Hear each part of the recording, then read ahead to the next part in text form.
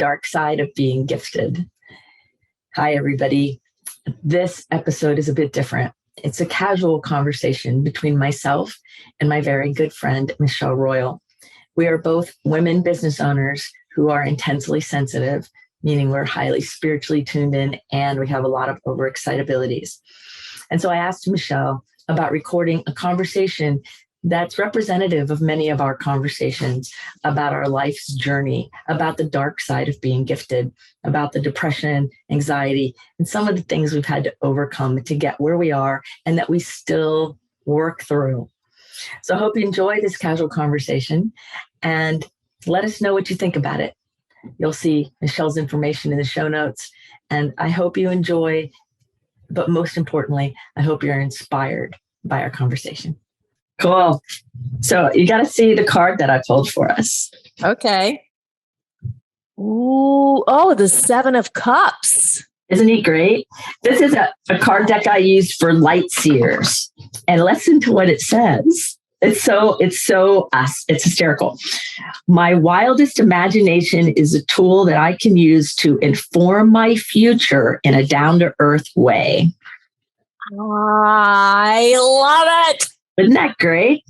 When you daydream your way into the future, the options that you have in front of you can feel both under and overwhelming. And then it goes on. But that's like so us, right? Like overwhelming, underwhelming, like sound. Mm-hmm. We were just talking about that, like how loud headphones can be and light and all that. So I just think it's funny. So I just had to pull that card because every once in a while I just pull them for fun and see. And that fits for you, the innovation person. It does. Yeah. And I, growing up, I got used to being in the world and absorbing a lot and not really reacting or responding to it. So I kind of had a shutdown mode through a lot of my life. And in the last, I would say probably the last 10 years, I've really been very conscious about trying to open up and not just be aware, also validate the experiences that I'm having. And in preparing for our session, it's like sound and light specifically I'm really, really sensitive to. And yet sometimes I really love being in super loud crowds. Like if I'm conscious about it, I love going to totally foreign experiences, completely new experiences. Yeah. And then I almost act in my daily life where I'm doing the work that I do, which is really intense and big thinking. My off time has to be very quiet. I like music, but I don't like talking sounds, big, loud talking sounds in my space. And so light and sound become the sensitivities, and I have to be able to calibrate those. And I just am finishing up my house. And one of the things I had to have was noise reduction in every single room. So I got the maximum amount of what's that stuff called? Insulation, yeah. Noise canceling insulation. And then also the dimmers on the light switch I had to have in very specific rooms so that I could calibrate how I'm experiencing the world. And so now I don't shut it down. I'm aware of it because that's just one of the ways of caring for this soul and this body. What am I going to do? It's just the way I was made. Right. It's like, and it was made perfect because it's funny you mentioned the dimmers because I've been walking around in my new house going, some rooms I need like more light, like this office for it. It's the overhead light makes everything look brown and it's not bright enough when I'm working. It's more of like, I can't read in here or anything without tons of extra light on. And I'm like, so I had to get a different light in here. But then another room, I had to get a dimmer because it was too bright all the time if I turned it on in the dark. And every room has to have its own like kind of vibe. And one of my friends was like, that's like really funny. I said, well, that's what it's like when you live in these highly and intense, sensitive bodies that we have. Like, and she goes, I just don't know what it would be like to live in one of those. Right. Oftentimes I get told, I have a few mentors in my life that have been with me for a long time. And every time we do a check-in, whether it's once a week or every couple weeks, we realize some of the chaos or the experiences I was having, I was creating. And some of it is just the natural way of my intensities manifest. It's a both and there's just a it's like it would, but the constant response that I get is it would be exhausting for me to be in your life for a day. So I process things really quickly. I accelerate both the absorption and then the learning from specific experiences. And, if I'm able to, I'll work, do a little bit of personal development, and I'll sleep. I don't have children or a family right now, so I'm able to do that. I'm able to care for myself in that way. But yeah, it's a beautiful thing to care for this being. Well, and it's so funny because we have to care for ourselves so differently than so many other people. Like it's a different rhythm, and the rhythm changes. And like some days I'll sleep 12 hours, and other days I'll sleep 4 hours, and then other days I'll need a nap because of whatever. And it's all totally fine when you stay in the rhythm. But then if the schedule gets in the way, it gets a little tricky. Like it's like, hold on, I don't know. Well, I remember one time going through, because it's a very popular therapy right now. And I know you and I were hoping today to talk about, so before I go into my topic, we were hoping to talk about. We're talking about kind of the difficulties and the dark side of being gifted. Like that people look at us, really, Michelle, they look at you and they look at me. And especially when they see us together and they go, oh, I want to be like that. I wish I could think like you. I wish I had that innovation ability. I wish I had that intuition. I want to be like you. But then when they get close to us, we get the response like you get from your mentors, like it's exhausting to be in that world. And I wanted to have this conversation with you about this darker side because it can be romanticized or judged as you're being all elitist because you think you're better than everyone else, when neither of those are true. And I'm like, when you live it and it's really part of your everyday existence and we have to care for ourselves on all these levels, that there's more to it than what the outside world sees. So that's what I wanted to talk about with you is like, we have a different reality and it's not always rainbows and prettiness and flowers. It's not that all the time. It is sometimes, but not all the time. Yeah. So I was sort of pick up on that. Years and years and years ago, I was going through a very intense time. So you and I both have psychology backgrounds. We know that there's 5 major areas of life. There's that have to do with your belief systems and how you're formed. There's your religion, your family life, your career, your orientation or your belief around your whole sense as a being, and then your physical health. And you could say that there's a 6th one, which is your mental health, that typically gets batched into your beliefs about yourself as a being or your orientation. And I was going through 4 of the 5 major changes. The only thing that wasn't at risk of shifting was my spiritual belief system, but everything else was in an uproar. I had left my husband, changed careers, was living in a new place, was on my own for the first time in my life. So the only thing that was stable was spirituality, and I had been in my intensities, didn't have a whole lot of structure. And I was 30. I mean, I was young, so I was exploring life, but it was really, really, really overwhelming. And I ended up getting diagnosed with something that I just doesn't even associate with me today. And I ended up going through the cognitive behavioral therapy, which is incredibly popular today. Mm-hmm. It's one of the most common therapeutic. There's apps created for this everywhere.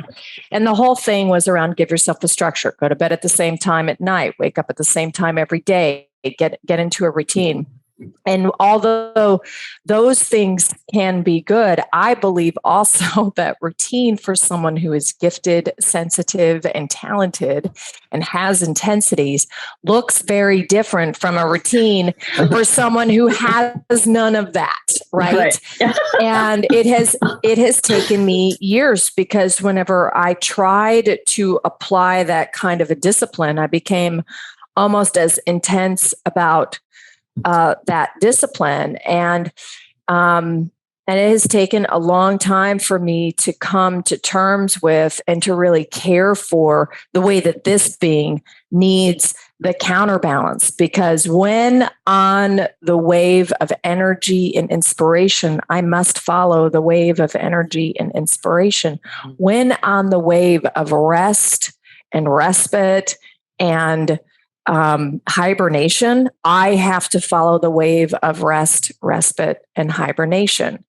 And the things that become structure have more to do with relationships and activities over a week to 2 week to almost month period of time versus a day. Very different. Very different. Very, very different. Mm-hmm. Hi, puppy. Yeah. Maggie's supervising the neighborhood. Aww. I love that. Yeah, but it's true. Like, my routines are completely different. And, all the research on cognitive behavioral therapy is starting to show that it really doesn't work in the long run, that it works in short term, but it does not as effective in the long run. In fact, the whole thing that affects change is rapport with the person helping you, whether it's your mentor or counselor or coach or whoever, therapist, is rapport is the number one change agent. And cognitive behavioral therapy, as popular as it is everywhere in the world, and everybody's saying it's the thing, but if you look at the research of long-term effectiveness, it's near the bottom. And gifted people, it's quite tricky because we don't do the world the same way. And trying to fit ourselves into that box. I mean, I've tried to fit myself in a box and it hurts more. Have sharp edges.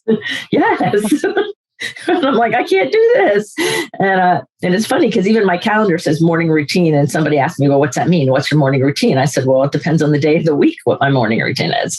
Like, I do the same morning things, but not always in the same order. And they don't always take the same amount of time. And that's okay. And sometimes I do it all in 45 minutes, and sometimes it takes an hour and a half because that's just the way the day goes, Yep. I know, it's kind of wild. It's wild living in different bodies than others. Have you ever felt like an alien?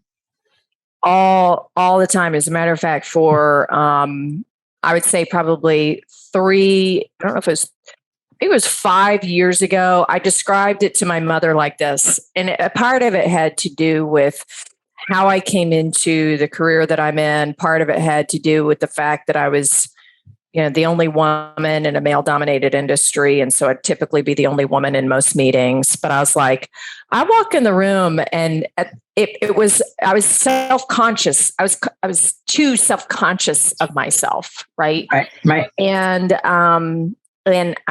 And I was like, I just feel like a Technicolor unicorn and I'm just farting rainbows all the time. And I don't know if they even know what to do with me whenever I'm there, but I was always there to be of service. And I have been able to do a lot of good work from that. But then it definitely felt like, and it's a dangerous thought. This is one of the dark sides of being gifted, is that not the sense of terminal uniqueness, although terminal might be a good word, that there isn't anyone like me in the feeling of aloneness, and then the feeling like I'm not like other people. I can remember saying my whole life, I didn't want to be viewed as special. I just wanted people to treat me normal out of a desperate desire for connection, because I felt so other than. Yeah. And that's that's a hard thought, because it created that sense of separation. Yeah. I mean, it's hard to manage. Right. It's really hard to manage, especially when there's people around who don't understand the depth of it or what it is even like. And And I remember thinking, I'm an alien, like I don't fit in here.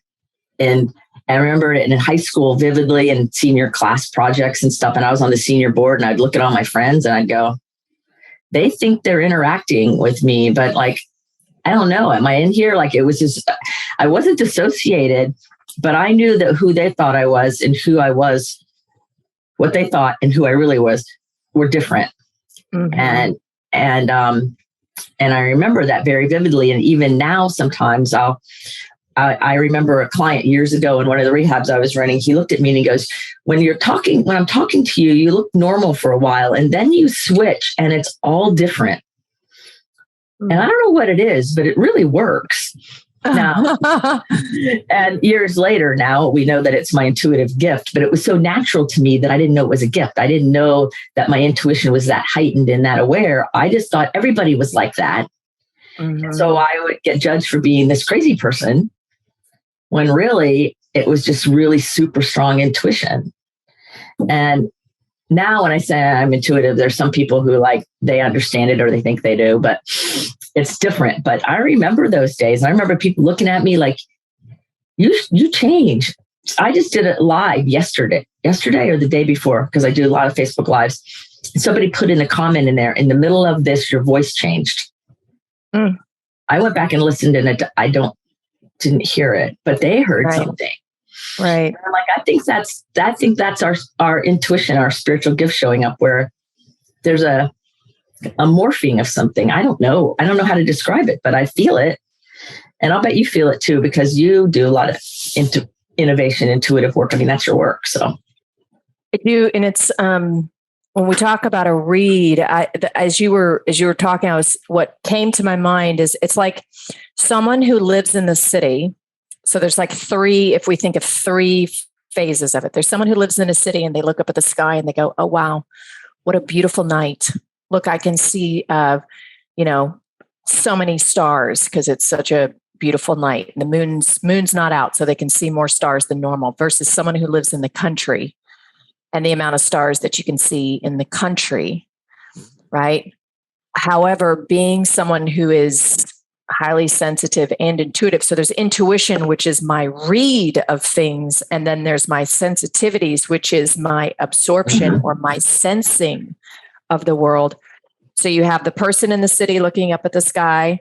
You have the person in the country looking up at the sky. And if you know the difference, it's exponential. You see exponentially more stars. But then you have a satellite picture of the Milky Way.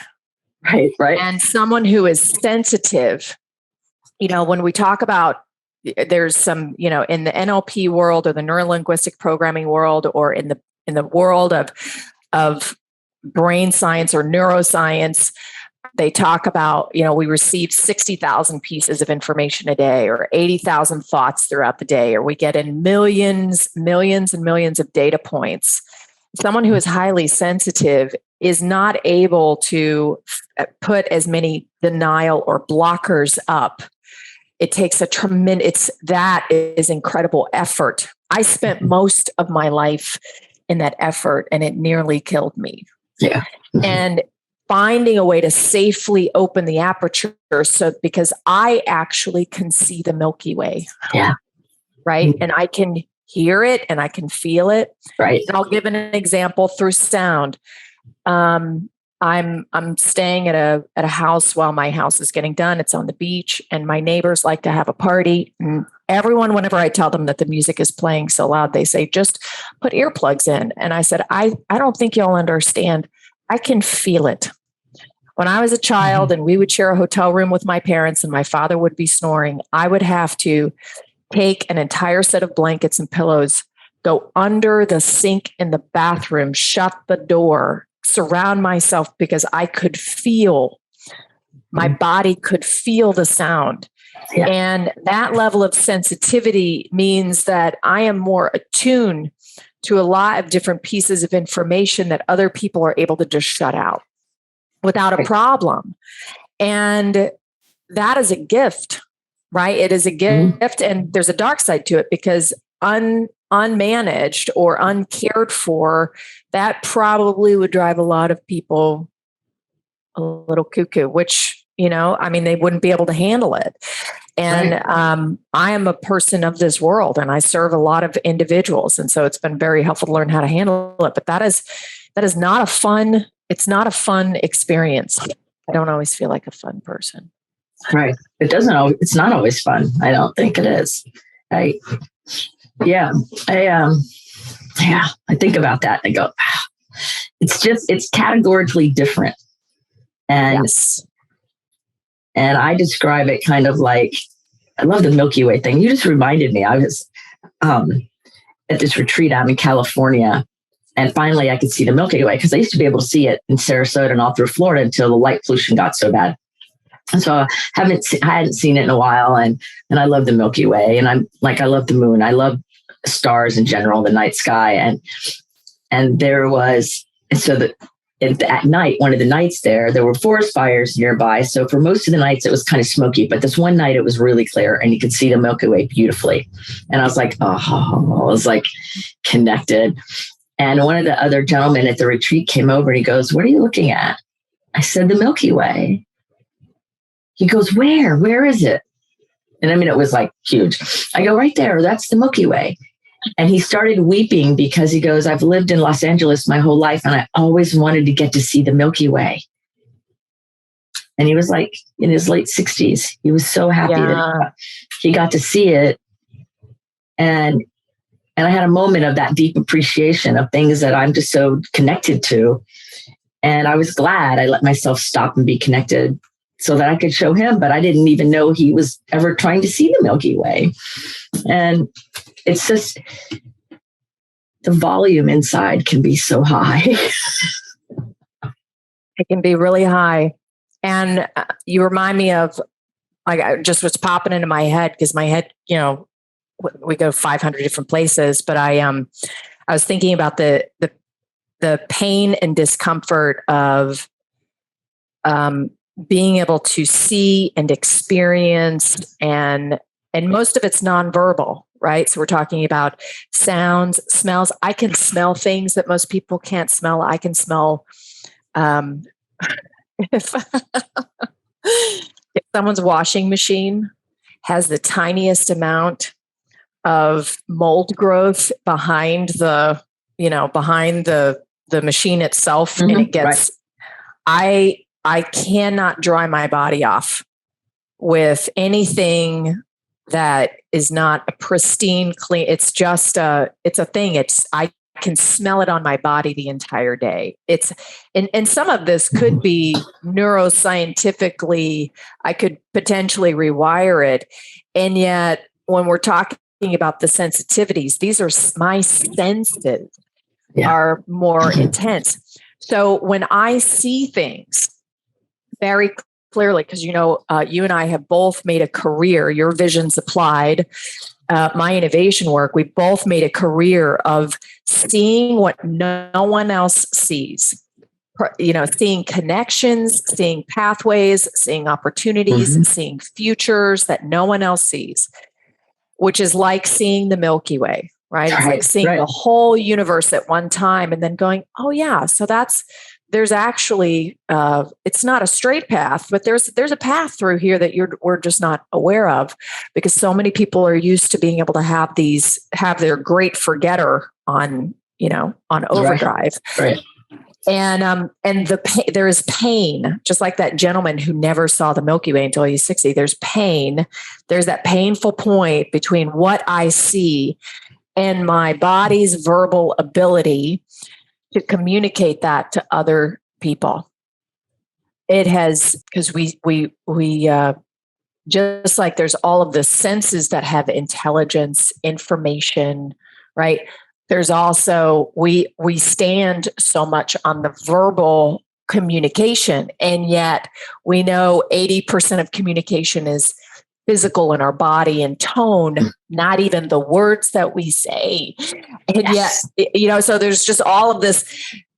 So there's that point, and I work with leaders where I could feel it, the pain of their inability to pass the vision and then inspire others who are less sensitive in that state to build it, to help it come to reality. And some of the best leaders I know are highly sensitive, and they want to equip their team with the tools to be able to move it forward so that the vision can come to life. And it's hard, but it's almost like you can't use the tool. Like we can't use the tool that we thought or that's used by everybody else until we use all this other stuff to be able to try to find the word in there. It's almost like we're babies becoming meaning, creating meaning over and over and over again, all the time. Right. It's a lot. It's just exhausting hearing me talk about it. Yeah, it's a lot. And I'm sitting here thinking about conversations I've had with helping professionals in the last year or so, but just in the last 48 hours, and totally missing things, totally missing boundaries, totally missing what's appropriate, totally not hearing what I'm saying, even though they think they're hearing what I'm saying. Like they really believe they're hearing what I'm saying. And that pain for me is that I know they're not hearing what I'm saying and they're not feeling what I'm feeling. So, and it's hard to express it because words are so totally pedestrian. And in fact, I got so frustrated the other day. I'm like, I'm going to write a blog and I'm going to call it, "So You Want to Help, Do You?" And I'm like, no, I'm not going to really do that. But I really want to say that because it's like, all right, everybody, listen with more than just your ears, because what you think you're hearing may not be it. It might be more. And I always look for the more. You do too. But it's like, just like when I called you the other day, I said, "Michelle, I knew that only you would be able to help me with that business thing. And I know tons of business people, but you're the only one who gets like the nuance of there's more going on and trusting that there's more going on." And one cool thing is, you're going to love this. I have this one client that she's so amazing. Oh my God. And like we started at the very beginning. She started out with, frustrated with her job, frustrated this and that. And then I said, "Well, you're gifted." And she goes, "What?" So we started at that gifted's a thing. And what is it? In the very beginning, months and months and months ago. Well, now she's to the place because she does all the homework and she follows and she puts her notes for herself. Like she's really taking her personal evolution seriously, right? Really cool person. And so I've been teaching her how to trust her intuition, to verify and confirm the messages and senses she gets, and to, not hold it against herself and work on that. Well, she flew out of town to a work conference. And then I said, "Well, if you got any good stories, send me emails." And so she sent me an email. I got it this morning with this long story about how she gets out in a major city. And there's a guy there and says, "You need a taxi?" And she said, "Yes." And now she's beautiful and blonde, and I'm sure was dressed very sharp. And she goes, "There's something wrong in my gut." And the taxi didn't have a thing to swipe the credit card in the back seat, and I didn't see a number, and it was a black SUV, and it wasn't in the taxi line. And she goes, "He made fun of me, but I made him give me my luggage back, and I went in the taxi line." And she asked the other taxi driver who had this card swiper, and the whole thing.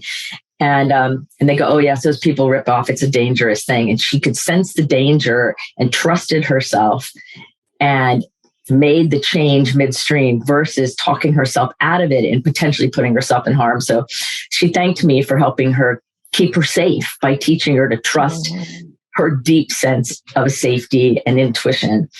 And I got tears in my eyes when I saw that email today, because I'm like, you never know the impact that you're going to have when you start really trusting what's true, and she had an incident not too long before this with somebody stalking her at a grocery store parking lot. And similar thing, her gut went off and she got around it and got out of it. And I said, you trusting yourself helped you not be harmed, right? In some manner. She goes, "Yeah, I really feel that." I go, "Yeah." I said, so there's that dark side, because before we started working together, and even in the beginning, it was driving her crazy. She was having panic attacks, anxiety attacks, not sleeping. That's why she called me. Difficulty in her relationships at work. And she has a real high profile, really highly mentally challenging job. Lots of difficulties.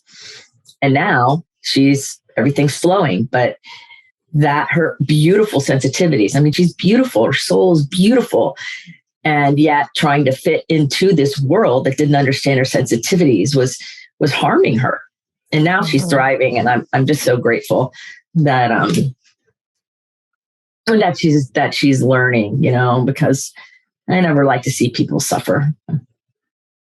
Well, it brings up an interesting component. Empathy is a huge part of my business practice. I can't remember a time in my life where I did not have empathy, where my heart was full, where I was, always thinking of someone else. Some of it was born into me because of the nature of my family. And then also when my sister was born and I was 5 and I was the oldest daughter, I had 2 older brothers, but the oldest daughter. And so there was a lot of responsibility, put on me to look after her. Mm-hmm. And there's a lot of empathy in that experience. And if we ever got in trouble, I was always the one to reflect on my own responsibility and empathy, etc. There's also, though, the truth of, for me, I was always very creative. I was always very intelligent. I was actually really shy as a child. But the pain of when we going through life, because it's just been in the last year of working with you in this way that I've understood my gifted, talented, intense nature and really started to respect it. But the years of growing up and the pain that I felt from the feeling of separation, the feeling of otherness, the feeling of differentness, not knowing how to manage my emotions within all of those experiences, my only source of management was really a complete shut-off valve. So not even having any kind of a range. It was either on or off. Right. Yeah. And when it was on, it was overwhelming and I'd fall apart. And when it was off, I could manage. So I turned it off for a long time. And when I say a long time, it means that I would depend on my capacity for the acceptable capacity of intelligence or the acceptable capacity of health. But the acceptable, I did not find an acceptable capacity truly for my creativity, except through intelligence. Right. And it just it's taken a long time for me to find because that was incredibly, like, that sense of otherness is so incredibly painful. And I love that you talked about at the very, very beginning around the importance of relationship, and that it is the relationship that really makes it manageable. My team this week said, and my team being my salesperson and my CEO said, yeah, we finally get the Michelle code. And we believe that we can finally represent her in the not the best way possible, but they were having a hard time. They would experience it and they didn't have it. They would experience me and my work and they couldn't translate it. And then they now finally, they've worked for almost, it'll be 2 years in January. They've worked for 2 years, incredibly, incredibly hard to translate this experience of working with me and to be able to tell other people about it. And with all of the heart and soul and creativity that I bring to it. And that was amazing. So the core relationships that you have around you that help to not just protect, but cultivate and nurture these intensities. I mean, I'm 46 years old, Dianne, and I just now have it where someone's not trying to control me, fix me, or change me. It's the opposite. They're trying to hold space for, create more opportunity, and bring to life. I mean, that's a totally different book. Totally different. Totally different. Yeah. We know the pain. That's my point. We know the pain. And we know the power of being able to connect to that infinite source and to not be overwhelmed by it and then move forward with it. Right. Yeah, because belonging is so important and being heard is so important, right? And I mean, I can't even tell you how many marketing type salespeople have come to me and said, we have no idea how to say what you do. Right. And it started way before I even knew that what I was doing was any different. Initially, I was like one of those naive people, like, everybody's like this, and I don't really understand why they're not using it. And then I realized one day, no, that's not the case. But people look at me and they go, we don't know how to translate this out into the world. And I'm like, well, okay. It used to kind of hurt my feelings a lot, and I felt so different, and I felt alienated. Right. And I overheard bosses in different places I worked going, I have this person who can just fix everything, and she just knows things. And I'm like, who are they talking about? And then I had people make up stories about what I could do in order to kind of use my skill behind my back, and get me to do things, and I'm like, no, I'm not doing that. And so it's been a real rough ride on and off with being heard and validated and feel like you belong somewhere, when most people look like confused dogs sometimes when they were talking to me. Just now in my life, really, there's more and more people who are getting it. I don't know if it's because of culture's waking up more, or I'm just around people who've evolved more too. I don't really know why, but. Or you created a podcast called Someone Gets Me, and people are like, wait a second, I totally get that. Right. Finally. Yeah. Maybe finally that's part of it, is I finally started talking about it in a real way. It's crazy. Like, somebody put a thing out on a Facebook group, and I never answer those, like I know what to do kind of thing. But I had this intuition to say something. So she messaged me, and then we talked on the phone yesterday, and I said, so you're gifted and you have all these overexcitabilities, and you're looking for a diagnosis. Well, what if I'm here to tell you that there's nothing wrong with you? Mm-hmm. It's how do you manage those things? And she was like, thank you for saying that. I was going to be in gifted program when I was younger, and my mother didn't want me to have that different experience. And I was told that nobody likes a smarty pants, especially in a girl. And she was telling me all these things. And I'm like, thank you, God, that I followed my intuition and said something, because I never do. But I just knew I needed to. I'm getting goosebumps now. Mm-hmm. And that brought me joy. But it also, I can remember my pain, my feeling like that. And I know which poor lady's going through, even though I've never seen her. I don't need to. When we're talking on the phone, it's like, oh, I totally get it. So there's great relief when we finally have somebody who gets us. Mm-hmm. There is. Crazy. It's crazy. Mm-hmm. Then there's that whole depression and anxiety that come together that work our bodies too. Well, and I want to thank you for also, it was a year ago when we started the conversation around, because I haven't read every book. It's not that I've done everything. I sought out a lot of therapies just because I enjoyed having an experience where someone could either in reality or pretend that they could understand me. I have no idea whether or not it was true, but it was helpful. I needed a quiet place that I could validate my reality. So I did that for a lot of years. But I've gone through so many different kinds of treatments and programs and events, and I lost my train of thought, but it'll come back. It's a short track. But no, you last year when the pandemic was happening and so much of the world was changing, and my business was really struggling, and I started having a true, deep and meaningful identity crisis. And I called and talked to you about being depressed, and you said, do you remember what you said? I remember a lot of things I've said to you, but I'm not remembering exactly what you're referring to. So the very specific thing that you told me, which saved my life, was there's no need to pathologize this. Oh yeah, I remember that conversation. Which meant there's no need to diagnose it. There's no need. This is a highly intense, massively dynamic world, which I literally was built for. My entire business structure has been built to manage this dynamic world. And my gifts and talents are they weren't being utilized because of what was going on in the business, which was the only outlet that I had for it. And which now I have more outlets for it.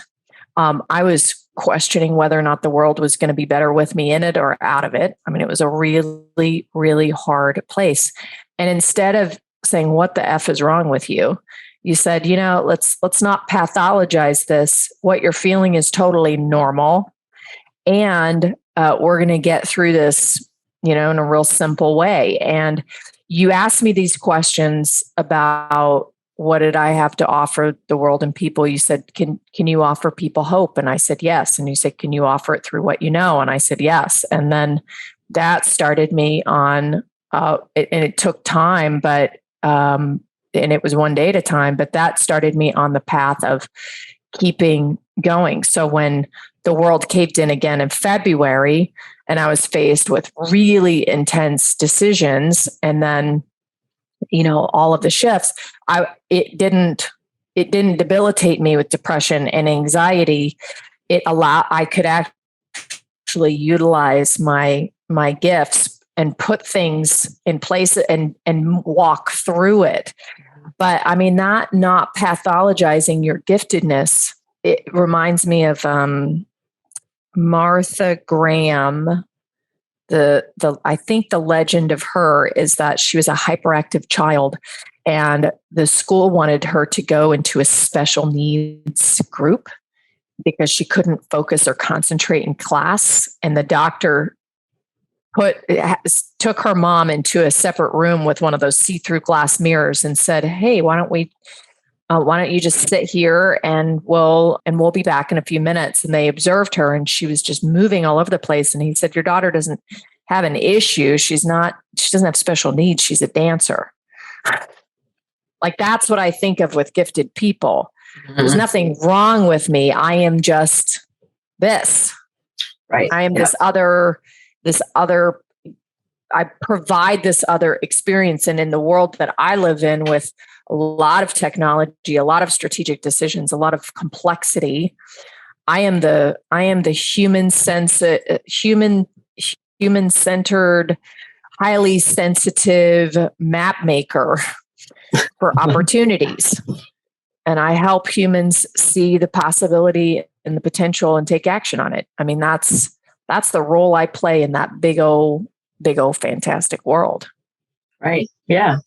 That's the light. Yeah, and I remember that conversation. I remember those days, all of our conversations. And it's like, you're really highly gifted. And yeah, it might feel really terrible, and things crash in on us because we got way big ups and way dark lows, but that doesn't mean that there's anything wrong. Because if there was something that was pathological on top of the giftedness, it would show up in different ways. It would show up across the board more frequently. There'd be other telltale signs, so it's not like there never is, but in your case, there certainly isn't. Just like the card said. Mm-hmm.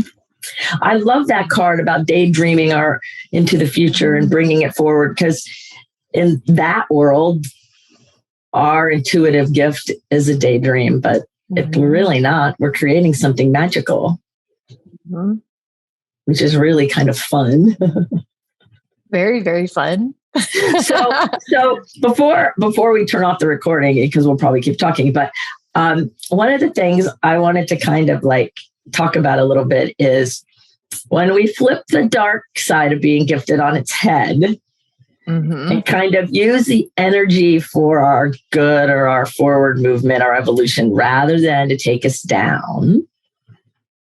Because so many gifted people kill themselves or get high and drunk, and we never hear from them again, or they fry their brain because they just can't take the pain, like you've said. And that's true.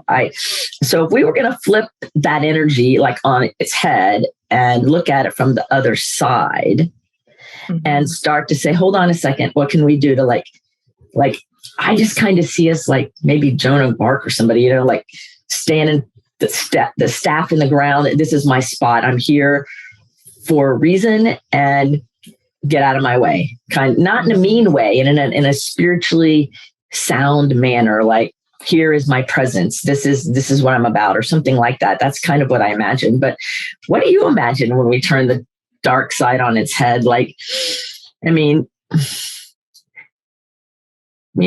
there has to be hope in it somewhere, or joy in it somewhere, or we both still wouldn't be alive on planet Earth today. Yeah, what comes through my heart. What comes through my heart what comes through my heart is a few experiences that I've had in my life that were very painful, where I tried to be like everybody else, and it made everything worse for me.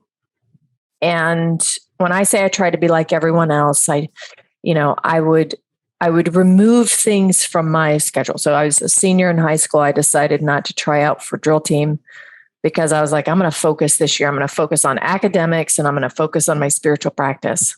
And that was the year when everything went to crapoli. Because yes, I'm highly sensitive. Yes, all of my sensitivities come to me like I am absorbing the Milky Way all of the time. Like I am able to hear things all the time. Like I'm able to smell things that through all of the intensities are present. And as a result, I have to have tools to filter through things. I'm highly kinesthetic. I'm highly visual. I definitely am a gabber. I love to talk, but the kinesthetic and the visual are extremely important. I need a tremendous amount of rest. There's so many, and I cut things out of my life to try to be more focused. And the thing is, diagnosed ADHD late in life. I don't really prescribe myself to that diagnosis anymore. I am an individual who receives a lot and I must process a lot.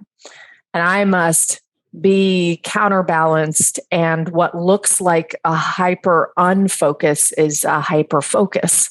What looks like a broad swath of abilities is true for me.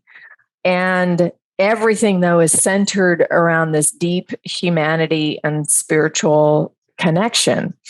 So when I shine a light on and try not to act like other people, when I really listen to the beat of my own drum, it's not even beat my own drum. When I listen to the beat of my own drum, when I listen to my heart and I follow my heart, which for me is even sometimes more important than my gut. That's the daydream.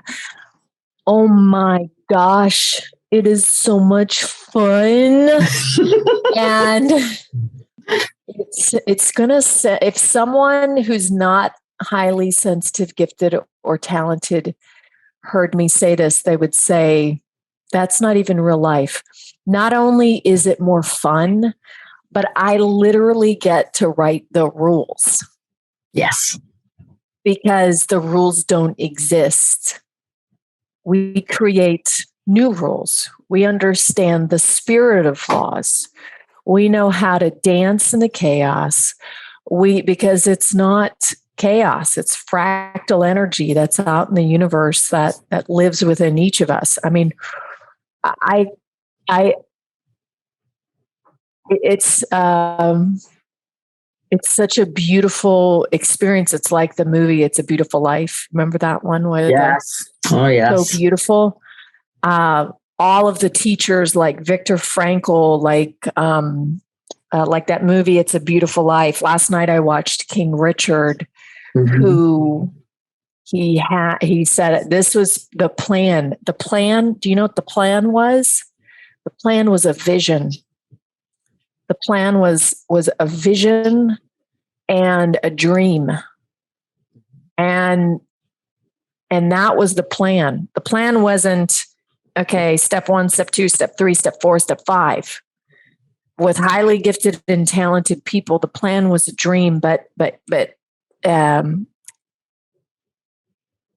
that literally is the one thing that's we get I call it like it knocked ideas that knock on the door of our heart, because they propel us forward differently than any thought ever could. And I, for the first time, Dianne, am excited about my work, about my life.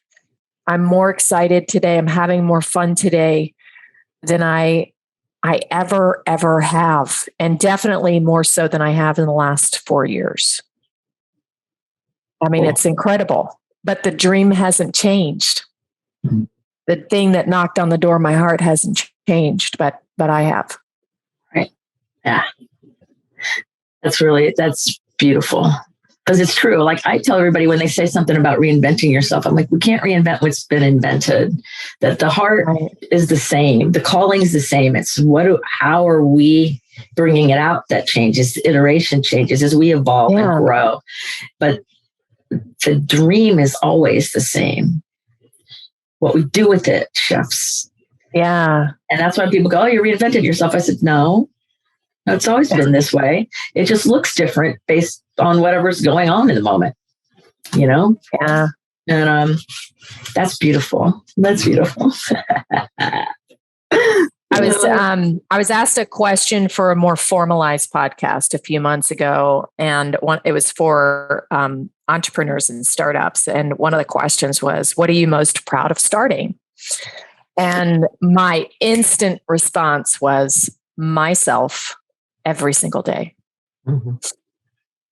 Every single day, getting this body, mind, and heart moving forward, regardless of what expression or functional work or non-functional work I'm doing or experience I'm having, is still the thing that I'm most proud of starting every single day. And I believe that only those who have explored the dark side of the light seekers really understand that. I think more people understood it after going through the pandemic with all of the challenges. I think that there's a lot to be offered by people who have such intensities and know how to manage them. There's a lot of hope that we can bring to the world on just how to cultivate the sense of safety, the sense of comfort, the sense of relationship that's needed.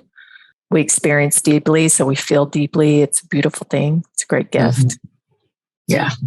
I've said it recently many times. I think that the intense, sensitive people are here to bring the change forward, that we have the capacity to see things multifaceted and feel things on such a deep level that there's a unique gift within that, even when it's difficult, and that it's still beautiful. Like you can be joyful and beautiful and difficult and messy all the same time, and not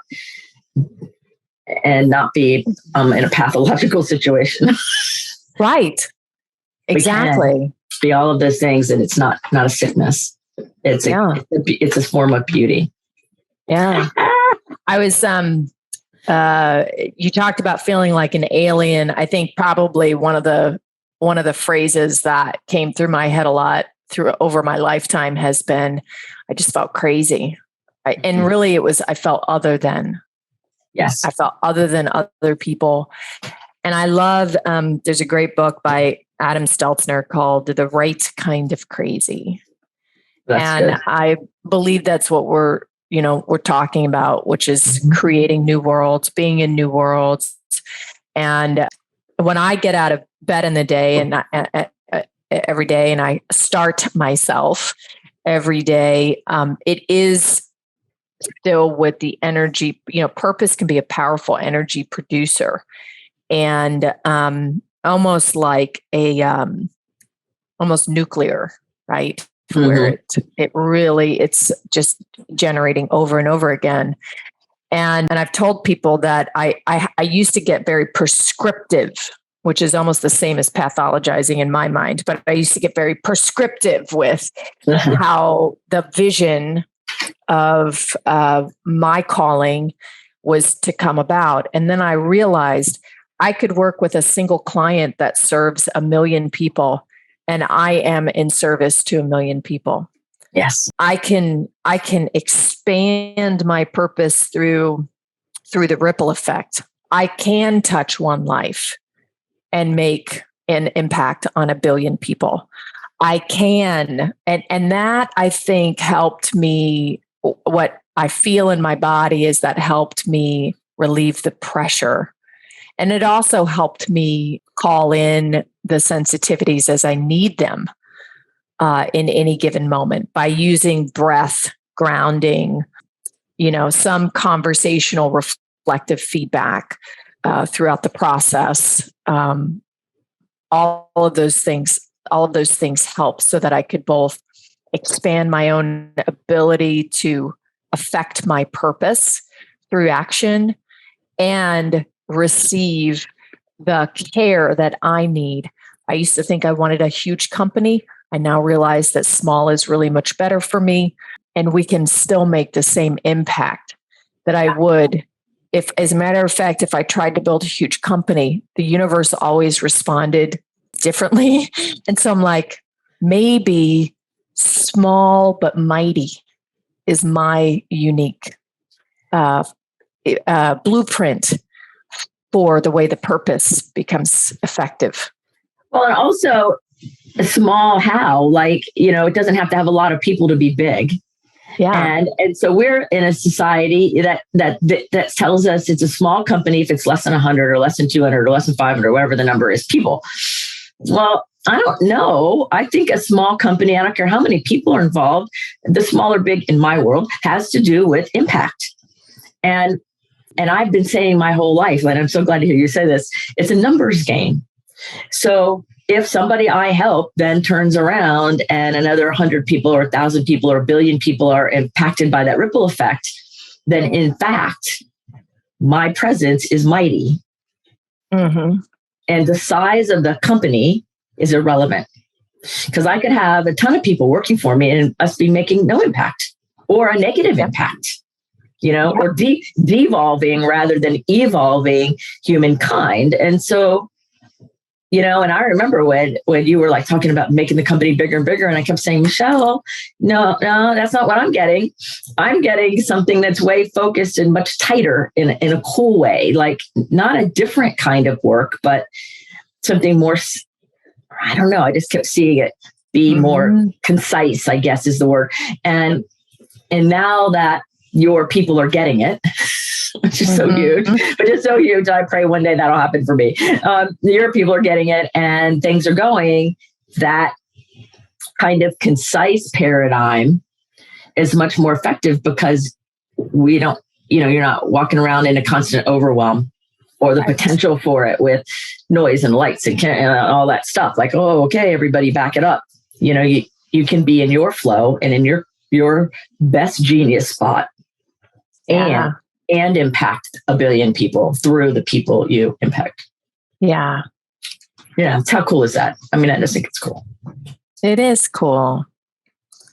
I think the darkest side of the dark side is when or the dangerous things are, there's something wrong with me. I must be crazy. And there's that lack of confidence or honoring of the unique thing that just makes us so incredible, Yeah, totally. Yeah. Well, thank you for hanging out and letting me record this conversation. Yeah. I hope it was what you were looking for or what you kind of imagined as we've had our little conversations over the last year. But happy to have it again and talk about it more. I think it's important because as the